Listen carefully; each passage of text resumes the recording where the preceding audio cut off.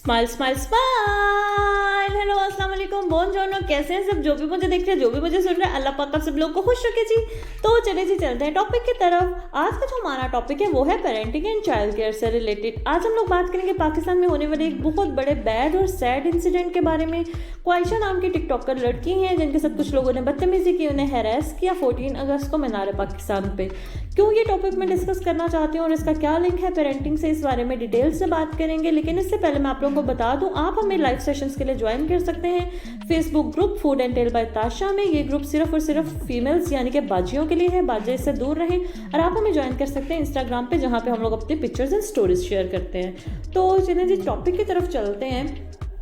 आजकल एक बहुत बैड न्यूज़ हर तरफ सुनने को मिल रही है, देखने को मिल रही है कि कोई टिकटॉकर लड़की हैं आयशा। मैं कोई इसलिए कह रही हूँ कि मैं इनको नहीं जानती, क्योंकि मैंने ये फजूल किस्म की जो ऐप टिकटॉक है अपने हस्बैंड के मोबाइल में इंस्टॉल नहीं की हुई, क्योंकि ना तो ये मुझे अपने लिए ना अपने बच्चों के लिए कोई बहुत हेल्दी एक्टिविटी लगती है, ना तो इससे कोई नॉलेज गेन होता है, ना तो इससे कोई अच्छी चीज़ देखने को मिलती है। तो इसलिए हम लोगों ने तो अपने घर में ये ऐप रखी नहीं है। और लेकिन ये न्यूज़ ज़ाहिर है हर तरफ चल रही है, तो मैंने भी सुनी और मैंने देखा है कि लोग इसके बारे में डिफरेंट व्यूज़ दे रहे हैं, लोगों के डिफरेंट कमेंट्स हैं इसके बारे में। फेसबुक पे, टीवी पे एंकर्स बात कर रहे हैं, लोग बात कर रहे हैं। तो कुछ लोग जो हैं वो बिल्कुल सरासर लड़की को गलत कह रहे हैं वो डिज़र्व करती थी क्योंकि वो गलत काम करती है, वो टिकटॉक्स बनाती है, दिस एंड दैट, यानी कि टोटल लड़की गलत है। और कुछ लोग कह रहे हैं लड़के गलत है, उनको ये चीज़ नहीं करनी चाहिए थी, वो एक फ़ीमेल थी, उसकी रिस्पेक्ट थी, मॉडेस्टी थी, दिस एंड दैट। मतलब कि लड़के पूरी तरह से लड़के गलत है इस सीन में। और कुछ लोग ऐसे भी हैं जिनका पूरा ग्रुप कह रहा है जी कि नहीं, फीमेल और मेल यानी कि दोनों ही इस इंसिडेंट में गलत हैं। लेकिन जो मेरा थोड़ा सा व्यू है वो डिफरेंट है। मैं थोड़ा सा डिफरेंट एंगल से सोच रही हूँ, क्योंकि शायद मैं मदर हूँ, मैं इस चीज़ को देख के थोड़ा सा अपने बच्चों के लिए इनसिक्योर फील करती हूँ। और साथ में मैंने लेसन भी इस चीज़ से ली है। मुझे इस सारे वाक़े में ना वो लड़की गलत लग रही है, ना वो लड़के गलत लग रहे हैं, बल्कि सॉरी टू से मुझे उनकी तरबियत गलत लग रही है। और कुछ लोग कहेंगे जी कि मैं डायरेक्ट पेरेंट्स पे जा रही हूँ, तो मैं इस वजह से ये बात कह रही हूँ कि जब भी इस तरह के इंसिडेंट्स होते हैं तो ये एकदम से नहीं होते, कि एकदम से कोई इस तरह से जानवर नहीं बन जाता, या कोई इंसान या लड़की एकदम से इस तरह से लापरवाही का मुजाहरा नहीं करती जो इस लड़की ने किया या जो उन लड़कों ने हरकत की। कि एक मिनट में होने वाली चीज़ नहीं है, इसके पीछे आपकी तरबियत होती है, आपका ब्रॉटअप होता है। इस चीज़ के पीछे ये होता है कि आपके पेरेंट्स आप पे कितना चेक एंड बैलेंस रखते हैं। और मैं कोई क्रिटिक नहीं हूँ, मैं कोई एनालिस्ट नहीं हूँ, ना मैं किसी को जज कर रही हूँ, ना मैं कोई जजमेंट पास करना चाह रही हूँ, ना मैं किसी के कैरेक्टर पे कोई स्टेटमेंट दे रही हूँ। इसलिए मैंने तो स्टेट कह दिया ना कि ना वो मुझे लड़की गलत लग रही है, ना वो लड़के गलत लग रहे हैं, उनके पेरेंट्स गलत हैं। क्योंकि जब घरों में चेक एंड बैलेंस नहीं होगा, ये नहीं पता होगा कि हमारे बच्चे क्या कर रहे हैं, या हम देख के अपनी आंखें बंद कर लेते कि अच्छा हमारा बच्चा कोई गलत काम कर रहा है, इंटरनेट यूज़ कर रहा है, किस तरह से यूज़ कर रहा है, किस तरह से नहीं यूज़ कर रहा। जब हमारा इन चीज़ों में ध्यान नहीं होगा तो इस तरह के इंसिडेंट्स होंगे। और मैं एक और चीज़ कहने से पहले सॉरी करना चाहती हूँ कि आजकल मैंने सॉरी टू से घरों में देखा है कि छोटे छोटे बच्चे 2 इयर्स के 3 इयर्स के बच्चे हैं, प्रॉपर मोबाइल यूज़ करना जानते हैं। ठीक है, कैसे यूज़ करना जानते हैं? क्योंकि हमने उन्हें एक्सेस दे दी है। न्यू बॉर्न्स 2-3 महीने का जो बच्चे होते हैं उनके आगे उनकी मदर्स मोबाइल, क्योंकि वो रोए ना, छोटा बच्चा रोता ज़्यादा है बिकॉज वो बोल नहीं सकता, वो एक्सप्रेस नहीं कर सकता अपने नीड, तो वो रोता है। और पेरेंट्स ने क्या हल निकाला हुआ है कि वो उसके आगे मोबाइल रख देते हैं और ये टिकटॉक मिकटॉक ही लगा के उसके आगे रखते हैं। और उन्होंने क्या दिखाना है उस बच्चे को, तो वो लगा के रख देते हैं। तो उधर वो नाच गाना और पता नहीं क्या क्या चीज़ें उल्टी सीधी देख के तो वो बच्चा अपना रोना भूल जाता है और मदर सोचती है कि चलो मुझे थोड़ा सा टाइम मिल गया, थोड़ा सुकून हो गया, मैं अपना काम कर लूँ। तो आजकल हम लोगों ने इतने छोटे बच्चों को भी एक्सेस दे दिया। चलें ये तो छोटे बच्चे हो गए ना, लेकिन जब हमारे घरों में चेक एंड बैलेंस नहीं होता, हमें नहीं पता होता कि जब हमारे बच्चे घर से बाहर निकल रहे हैं, किस कंपनी में ये लोग निकल रहे हैं, क्या ये करने निकल रहे हैं, क्यों ये बाहर जा रहे हैं, जब हम इस चीज़ को नहीं देखते, इन चीज़ों पे नोट नहीं रखते, बच्चों से नहीं पूछते कि इस दिन ये बाहर इतना क्राउड है, आप आज क्या करने जा रहे हो, किन दोस्तों के साथ जा रहे हो, किस तरफ जा रहे हो, तो बच्चे फिर यही हरकतें करते हैं जो दोनों साइड से हुई है, लड़कियां और लड़कों ने, उस लड़की ने और उन लड़कों ने की है।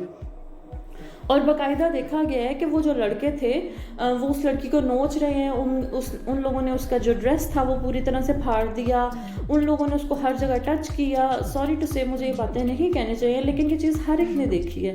तो आपको क्या लगता है कि ये एक दिन में किसी के भी माइंड में ये चीज़ें बैठ जाती हैं, या सिर्फ उस लड़की को देख के इन लड़कों के माइंड में ये चीज़ें बैठी थी? ऐसा नहीं है, ये एक फ्रस्ट्रेशन है, ये एक गंदगी है जो बच्चों के दिमागों में बैठ चुकी है इंटरनेट का बेजा इस्तेमाल करके, इंटरनेट की गलत इस्तेमाल करके, जिस पे मैं इसलिए कह रही हूँ तरबियत की बात मैंने इसीलिए की है कि पता ही नहीं होता पेरेंट्स को कि बच्चे सामने बैठ के क्या देख रहे हैं। चेक एंड बैलेंस ही नहीं है। और दूसरी तरफ वो जो लड़की है वो घर से जा रही थी, तो उसे किसी ने नहीं पूछा कि कहाँ जा रही हो, आप क्यों जा रही हो, आज बाहर इतना क्राउड है। मैं ये नहीं कहती कि औरतों को बाहर नहीं जाना चाहिए या औरतों को घर बैठ जाना चाहिए, आपको ज़रूरत है आप ज़रूर जाएं, लेकिन इतने क्राउड में, इतने बिजी डे में आप क्यों बाहर जा रहे हैं? आपको थोड़ा सा तो इस चीज़ के बारे में एहसास होना चाहिए। लेकिन वही बात है, जब चेक एंड बैलेंस नहीं होता तो फिर इस तरह के वाक़यात होते हैं। और मैंने थोड़े दिन पहले किसी का इंटरव्यू सुना और मुझे भूल गया है वो कौन थे, तो वो कह रहे थे कि आजकल जो इंटरनेट है, जो मोबाइल्स हैं, ये गांव-गांव, गली-गली, घर-घर में पहुंच गए हैं, लेकिन जो एजुकेशन है वो अभी तक नहीं पहुंची। और इसकी वजह से लोगों को ये नहीं पता कि वो चीज़ों का कैसे यूज़ करें। तो मैं यहाँ पे ये कहती हूँ कि वो सिर्फ किताबी एजुकेशन नहीं होती, वो आपकी पेरेंट्स की तरफ से मिलने वाली एजुकेशन भी होती है, जो आपको बताती है क्या गलत है क्या सही है।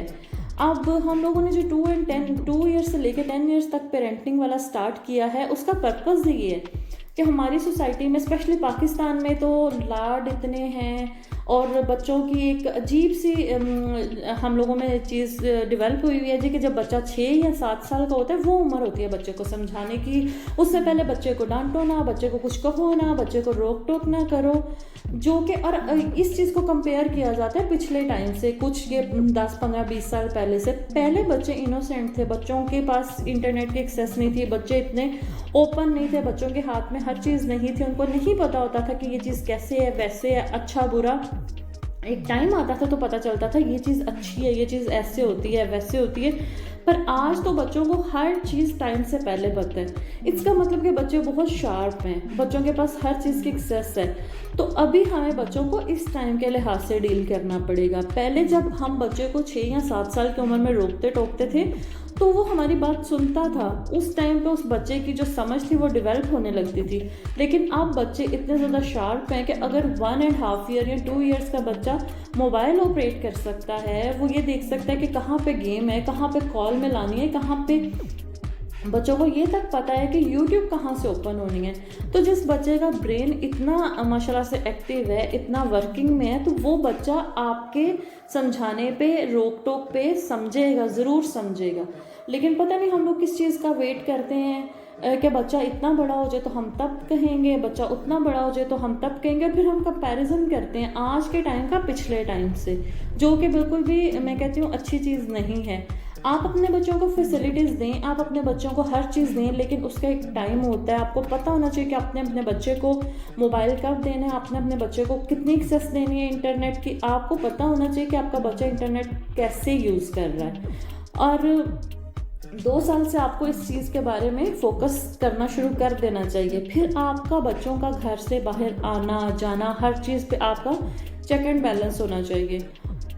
और ये चीज़ मैंने अपने घर में भी देखी है, मैंने अपनी मदर को करते देखा है। जब हम लोग बहुत छोटे थे, लाइक बहुत ही ज़्यादा छोटे, तो तब से ही मैंने अपनी मदर को देखा है कि वो हमारी फ्रेंड्स के बारे में पूछती थी, हमारा फ्रेंड सर्कल क्या है, उनकी फैमिलीज़ के बारे में मेरी मदर बहुत ज़्यादा चेक रखती थी कि कहीं मैं किसी ऐसी सोसाइटी में या ऐसे फ्रेंड्स में तो नहीं बैठ रही जो कि मतलब जिनका उठना बैठना बातचीत करना ठीक नहीं है। उसके अलावा मेरी मदर बहुत ज़्यादा चेक रखती थी कि हम लोग क्या कर रहे हैं, कहाँ आ रहे हैं, कहाँ जा रहे हैं। फिर जब मोबाइल मिला, मुझे तो खैर मोबाइल मिला जब मैंने अपना बैचलर्स कर लिया था। हालांकि मोबाइल उससे 4-5 साल पहले ही आ चुका था, लेकिन जैसे ही मैंने अपना बैचलर्स किया तो मुझे गिफ्ट मिला मेरे फादर की तरफ से, क्योंकि तब तक आप थोड़े से इतनी सेंस में आ जाते हैं, आपको पता होता है ये अच्छा है, ये बुरा है, ये मुझे करना है या मुझे नहीं करना, बगैर किसी के बताए।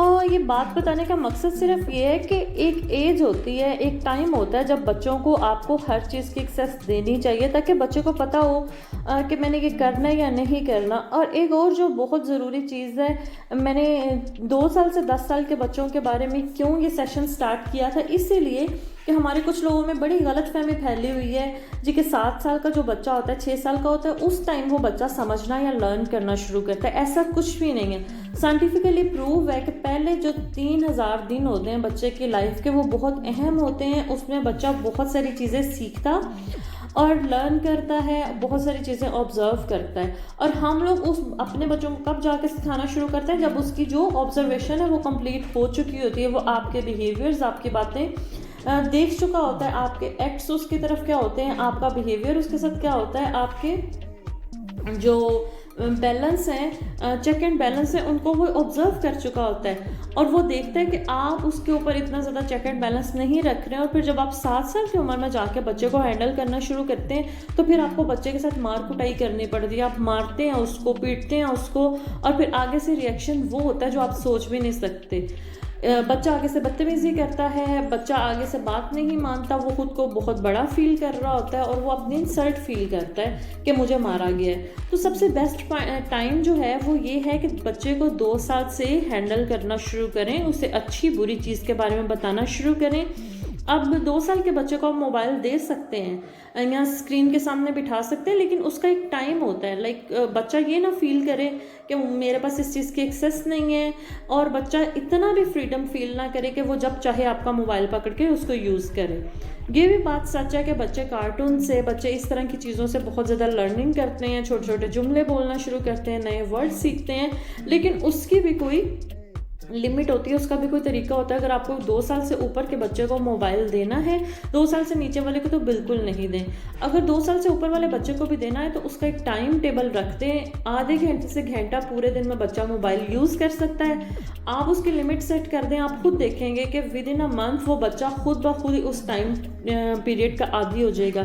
अगर वो खुद आपको मोबाइल नहीं पकड़ाता तब भी आप जाके उस बच्चे से मोबाइल लेंगे, वो थोड़ा रेजिस्ट करेगा लेकिन बहुत ज़्यादा रेजिस्ट नहीं करेगा, और आहिस्ता आहिस्ता ये जो टाइम पीरियड है वो खुद ही समझने लगेगा और वो खुद शायद मोबाइल छोड़ के थोड़ी देर बाद चला जाए। और इसी एज में आप बच्चे को बता सकते हैं अच्छा क्या है, बुरा क्या है, किन चीज़ों पे आपने रोक टोक करनी है। क्योंकि बच्चा 2 साल का जब होता है तो वो आपके बिहेवियर ऑब्जर्व कर रहा होता है। पिछली वीडियो में मैंने ये बताया था। तो आप लोग अपने घर में माहौल ऐसा बनाना शुरू करें कि जहाँ पे चेक एंड बैलेंस हो। और दूसरी बात, कभी भी अपने बेटों पे बेटियों को प्रेफरेंस ना दें, ना ही बेटों पे बेटियों को प्रेफरेंस दें। बच्चों को एक जैसा ट्रीट करें। जिन घरों में बच्चियों को बहुत अच्छे से ट्रीट नहीं किया जाता, बच्चों को बहुत अच्छे से ट्रीट किया जाता है, उन घरों में भी फ्रस्ट्रेशन बहुत ज़्यादा होती है। और जो बच्चे होते हैं वो इंतहा के बदतमीज़ होते हैं, बिकॉज उनको पता होता है हम कुछ भी करने, हमें कुछ नहीं कहा जाएगा। और ये जो उस दिन 14 अगस्त वाला इंसिडेंट हुआ है वो इसी तरह के बच्चों ने किया है, मुझे पूरा यकीन है। क्योंकि ये बच्चे घर में भी बदतमीज़ी करते हैं, बाहर भी बदतमीज़ी करते हैं, और इन पर कोई रोक टोक नहीं होती, इन पर कोई चेक एंड बैलेंस नहीं होता। इनको नहीं बताया जाता कि ये जो तुम कर रहे हो ये बदतमीज़ी है, और फिर ये घर से करते करते करते आहिस्ता लोगों साथ भी करना शुरू हो जाते हैं। तो अपने बच्चों की जो थोड़ी सी रूटीन है, प्लीज़ उसको सेट करना शुरू करें। जो ढीठ हो चुके हैं, जो बदतमीज़ हो चुके हैं, ये जो मीनार पाकिस्तान वाले इंसिडेंट में हुए हैं, ये तो हो चुके हैं ना, लेकिन हम जो लोग हैं जिनके बच्चे अभी छोटे हैं, इस चीज़ को देख के लेसन सीखें कि हमने अपने बच्चों को ऐसा नहीं बनाना। हमने अपने बच्चों से ऐसी जो चीज़ें हैं वो एक्सपेक्ट नहीं करनी। तभी नहीं हम करेंगे जब हम लोग बच्चों का प्रॉपर एक टाइम टेबल रखेंगे, बच्चों पे चेक एंड बैलेंस रखेंगे, हर चीज़ का ध्यान रखेंगे।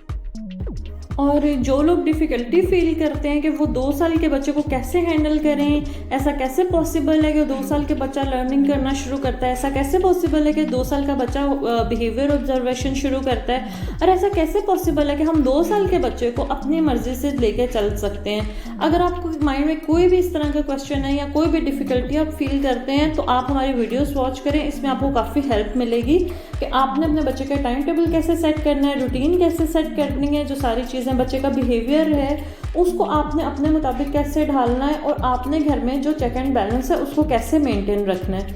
तो इंशाल्लाह इस बारे में आपको काफ़ी हेल्प मिलेगी। और अब जाने का टाइम आ गया, लेकिन जाने से पहले मैं कहना चाहती हूँ कि जो लोग वीडियो ढूंढ रहे होते हैं डिप्रेशन से रिलेटेड या वेट लॉस से रिलेटेड या पेरेंटिंग एंड चाइल्ड केयर से रिलेटेड, तो वो जाके प्लेलिस्ट चेक किया करें, उनको हर वीडियो आराम से मिल जाएगी। और यहाँ पे टाइम आ गया आप लोगों को बाय बाय बोलने का। अल्लाह हाफिज़, टेक केयर, चाओ चाओ, बाय बाय।